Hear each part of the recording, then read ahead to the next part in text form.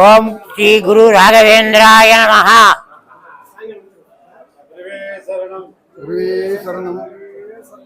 அடியார் பெருமக்கள் அனைவருக்கும் சிரம் தாழ்ந்த பணிவான வணக்கங்கள்.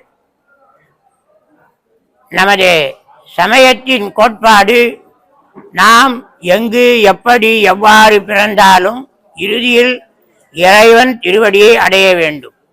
இதுதான் நமது 4 வேதங்களின் கோட்பாடு. சமயாச்சாரியார்கள் வலியுறுத்துவது, 12 ஆழ்வார்கள் 63 நாயன்மார்களும் வலியுறுத்தி கூறுவது, நாம் இறுதியில் இறைவன் திருவடியை அடைய வேண்டும். அதற்கு என்ன வழி? பல வழிகள். ஒன்றதே பேரூர், 6 பல உள என்பது தொல்காப்பியம். ஒரு ஊருக்கு பல வழிகள் இருக்கின்றன. அப்படி ஆனால் அந்த வழியிலே எது சிறந்த வழி, விரைந்து சேர முடியும், நாம் பாதுகாப்பாக செல்ல முடியும் என்பதனை ஆராய்ந்து அந்த வழியிலே செல்ல வேண்டும். அதுபோல இறைவன் திருவடியை அடைவதிலே எத்தனை மார்க்கம் இருந்தாலும் அத்தனை மார்க்கங்களிலும் சிறந்தது குருவை அடைவது. ஒரு குருவை நாம் ஏற்றுக்கொண்டு அந்த குரு சொல்கின்ற வழியிலே செல்வோமானால் இறைவன் திருவடியை அடைவது மிக சுலபமான விஷயம்.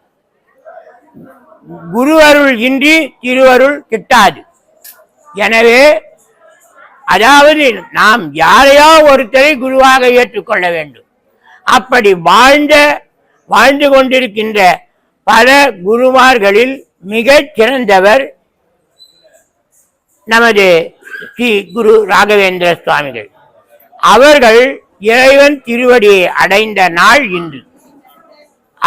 அவர்களுக்குரிய அந்த நாளை முன்கூட்டியே தெரிந்து கொண்டு சமாதி எழுப்பி சமாதி குழியிலே அவரே அமர்ந்து கொண்டார்கள்.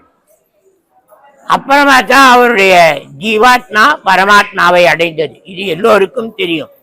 அப்படிப்பட்ட ராகவேந்திர சுவாமிகளின் மத்திய ஆராதனை வழிபாட்டிலே கலந்து கொண்டிருக்கின்ற நமக்கும் எல்லாம் வல்ல பரம்பொருளின் திருவடி கிட்டும் என்கின்ற நம்பிக்கையோடு அப்படிப்பட்ட மகானாகிய குரு ராகவேந்திர சுவாமிகளை மனம் மொழி மெய்களினால் வணங்கி அவர்கள் மூலமாக பரமாத்மாவை நாம் அடைய வேண்டும். அதற்காக நாம் நம்முடைய ஜென்மத்திலே முயற்சி எடுக்க வேண்டும் என்று இதை கண்டு கேட்டுக்கொண்டிருக்கின்ற அன்மர் பெருமக்கள் திருவடிகளை மனம் மொழி மெய்களால் வணங்கி கேட்டுக்கொள்கிறேன். ஓம் ஸ்ரீ குரு ராகவேந்திராய நமக. ஓம் ஸ்ரீ குரு ராகவேந்திராய நமக. குருவே சரணம்.